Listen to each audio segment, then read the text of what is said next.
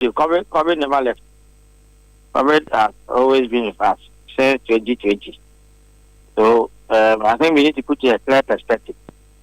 I think somewhere last year, the WHO Director General said that COVID is no more a public emergency of international concern. He never said COVID is gone. If COVID is gone, WHO will declare the pandemic over. So Ghana, we've had our several system in place, I would say, since. And we do regular surveillance looking for influenza and COVID. That COVID, the virus is SARS-CoV-2. And we have been getting SARS-CoV-2 ever since. I mean, for the past 2 or 3 years, we've been getting SARS-CoV-2. What happened was that, in as much as we get some cases, this one, there was this whole week in the university. And I think that because you have a cluster of students, and possibly one or two would have gotten the virus, it caused a spread of the virus. But I need to put in context that COVID has never gone. So this is not the first time that we are getting the virus. We have gotten it over the past months and weeks. The University of Ghana is a big community, huge numbers of people, in there, students per se, and then non-teaching staff. And this happening there, should we be worried that it's happening at University of Ghana? What about the other campuses? Is it that they have not reported any issue, but there is only University of Ghana reporting? Oh, you see, as I said, we've been getting SARS-CoV-2 over the period. You see, what happened is that this one was, I would say, a spreader event. When they had the whole week, and 1 or 2 people possibly had the virus, and they spread it.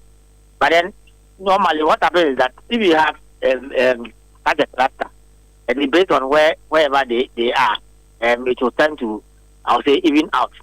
So this one, it happened, and somehow it appeared that both of them were around the same locality, and then that's how come we are getting this in cases. But one thing which is come clear, that we need to make sure that if we report the cases, we need to make sure that the COVID-19 protocols are fully brought to bear. Because it's about contact. It's about how close the virus is to you.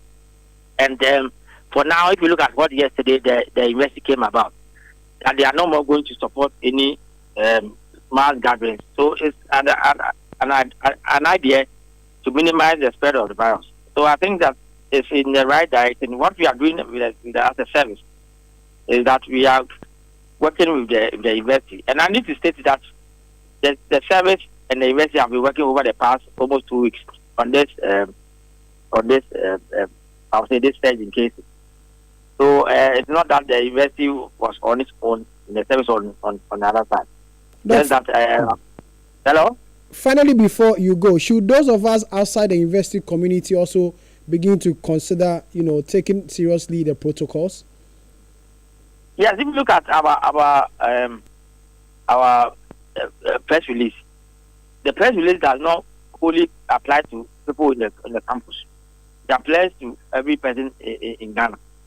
That we have a virus in the country. What happened was that when we did the genomic analysis, this is one of the Omicron viruses. It is not that fatal, but it spreads fast. So we need to make sure that all the measures that we put in place that averted the spread of COVID-19 applies. So make sure that you wash your hands with soap and running water.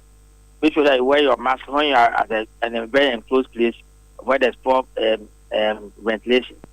And then make sure that you practice good cup etiquette. So those things will fully apply so that we don't have this surge in cases. And I need to state, globally, we get sporadic cases of SARS-CoV-2 or COVID. So this is not the first time. What is most important is how soon we can curtail it. Doc, thank you very much for your time. Dr. Franklin Desiedu-Bekwe is Director of Public Health of the Ghana Health Service. This is Eyewitness News, coming to you live from our studio here in Accra. My name is Sami Wiafe, and tonight I'm here with